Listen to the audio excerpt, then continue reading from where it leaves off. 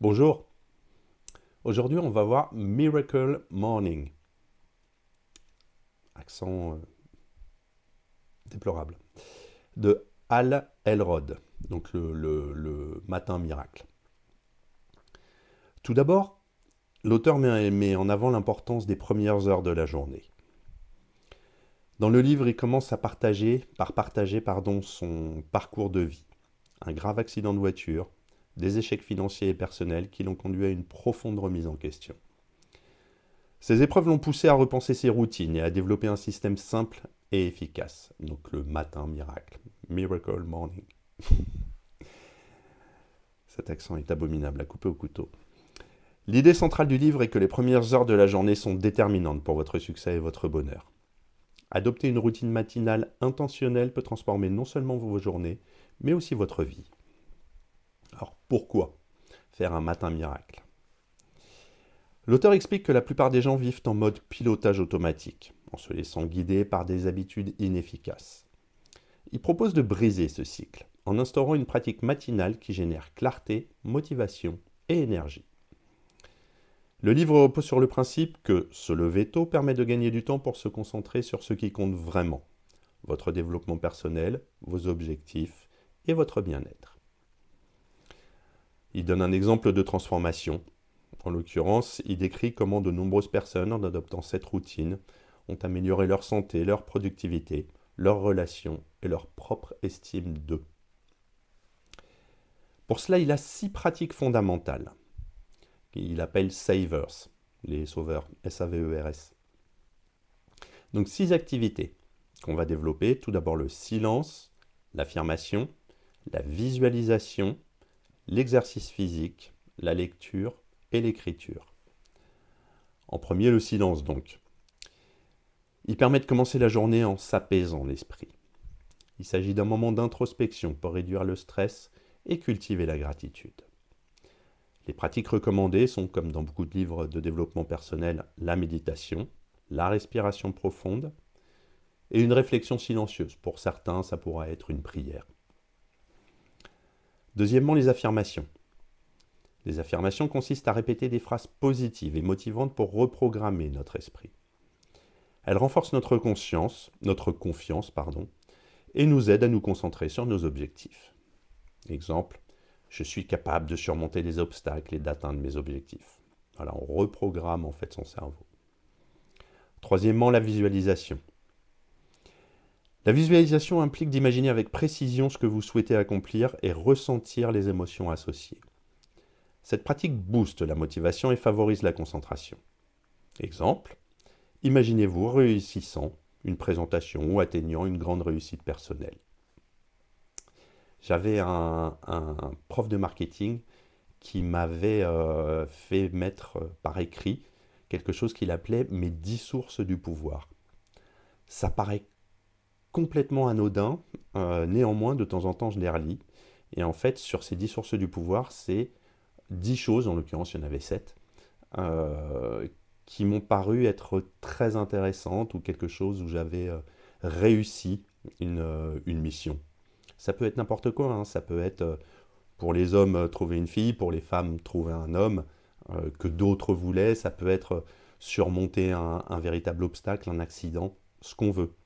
Mais juste le fait de les coucher sur le papier, c'est bien de les relire de temps en temps, et ça nous remet un peu les pendules à l'heure. Donc ensuite, il parle de l'exercice physique. L'activité physique stimule l'énergie, améliore la santé et favorise la clarté mentale. Même 5 à 10 minutes de mouvement suffisent pour ressentir les bienfaits immédiats. Il propose des options comme le yoga, les étirements, le jogging ou l'entraînement rapide à domicile, faire des pompes, des tractions, ce que vous voulez. Ensuite, la lecture. Lire chaque jour nourrit l'esprit et favorise l'apprentissage continu. Elrod recommande des livres de développement personnel ou des biographies inspirantes. Vous pouvez par exemple lire 10 pages le matin, et tous les matins vous lisez ces 10 pages, mais que ce soit une sorte de routine, afin toujours de reprogrammer le cerveau. Et enfin l'écriture. Elle permet de clarifier nos pensées, de noter nos idées, nos objectifs et nos gratitudes. Les pratiques recommandées sont tenir un journal, comme on faisait quand on était plus petit, pour les plus anciens d'entre nous, un journal intime qu'on garde précieusement pour nous et qui nous permet de noter un petit peu tout ce qui a compté. Ou alors écrire des objectifs ou les priorités du jour, par exemple. Donc pour lui, il faut tout d'abord se lever tôt. Elrod insiste sur l'importance de se lever 1 heure plus tôt que d'habitude. Ce temps supplémentaire est dédié exclusivement à vous-même. Donc il a des conseils pour ça. Il faut préparer la matinée la veille, organiser notre espace, définir nos intentions pour le lendemain. C'est ce que les commerciaux font. Ils voient leur journée de prospection du lendemain, ils la préparent la veille afin de pouvoir savoir exactement ce qu'ils vont faire dans la journée. Les bons commerciaux. Il faut mettre le réveil à l'autre bout de la pièce.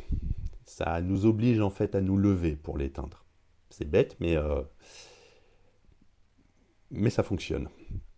Et il faut boire un grand verre d'eau dès le réveil. Ça réhydrate le corps et ça nous donne un coup de fouet. Ensuite, il faut adapter le matin miracle à nos besoins. Il souligne que la routine peut être ajustée. Si on manque de temps, on consacre 1 minute à chaque pratique pour une sorte de matin miracle express. Mais il faut le faire. Et ensuite, être constant. La clé du succès réside donc dans la régularité. Même si les résultats ne sont pas immédiats, la répétition de ces habitudes crée une dynamique positive sur le long terme. Alors, quels en sont les bénéfices? Pour lui, 3 choses principales. La transformation personnelle. En investissant dans notre développement personnel chaque matin, on devient plus confiant, centré et motivé. Ensuite, la productivité accrue. Le matin miracle aide à démarrer la journée avec clarté et intention, ce qui améliore la gestion du temps et la concentration. Et enfin, les relations s'améliorent. En cultivant un état d'esprit positif et une meilleure gestion du stress, on interagit de manière plus constructive avec les autres. Alors les obstacles et comment les surmonter, là encore il donne des pistes. Donc on a problème-solution. Tout d'abord, une difficulté à se lever tôt. La solution est d'appliquer les astuces de réveil mentionnées juste avant. Il faut préparer notre environnement, associer le réveil à des objectifs excitants. Deuxième problème, le manque de temps. Il faut réduire la durée des pratiques et adopter une routine par rapport à notre emploi du temps. Même un matin miracle de 10 minutes peut faire une différence d'après lui. Enfin, la perte de motivation. La solution est de fixer des objectifs clairs et de mesurer les progrès. Mesurer les progrès, il met vraiment l'accent là-dessus, afin qu'on puisse se rendre compte que ça fonctionne tout simplement. Il faut s'entourer de personnes partageant les mêmes valeurs pour que vous puissiez vous faire des auto-encouragements. Il passe ensuite au témoignage de succès. Il partage des récits de personnes ayant adopté cette méthode avec succès. Ces témoignages montrent comment cette routine a transformé des vies en améliorant la santé, les carrières et les relations. Il donne 2 exemples, enfin il en donne beaucoup plus, mais j'ai pris 2 exemples. Un entrepreneur a doublé ses revenus en utilisant le matin miracle pour planifier ses journées efficacement. Ou alors une mère de famille a retrouvé un équilibre personnel en intégrant 30 minutes de pratique chaque matin. Donc ce n'est pas nécessairement 1 heure, mais 30 minutes, 20 minutes, même 10 minutes. Mais toujours le faire de manière régulière. On a donc 4 thèmes principaux dans ce livre que je vous encourage à lire. Tout d'abord, le pouvoir des habitudes. Le matin miracle repose sur l'idée que les petites actions répétées quotidiennement ont un impact énorme sur le long terme. Ensuite, l'importance de la discipline. Se lever tôt et suivre une routine demande de la discipline, mais ça devient plus facile avec le temps, on s'y fait. Ensuite, l'investissement personnel. Il insiste sur le fait que prendre du temps pour soi chaque jour est un acte d'amour-propre et une clé pour réaliser son potentiel. Et enfin, c'est une méthode universelle et adaptée à tout le monde. Elle est adaptable même à tous les modes de vie d'ailleurs, qu'on soit étudiant, parent, professionnel. Pour conclure, il termine le livre en rappelant que la clé du changement réside dans l'action et dans les habitudes, ces fameuses habitudes bénéfiques. En adoptant une routine matinale intentionnelle, intentionnel est très important. Vous prenez le contrôle de vos journées et par extension de votre vie. Le matin miracle n'est pas simplement une méthode, c'est une philosophie de vie. Celle de vivre chaque jour avec clarté, énergie et intention.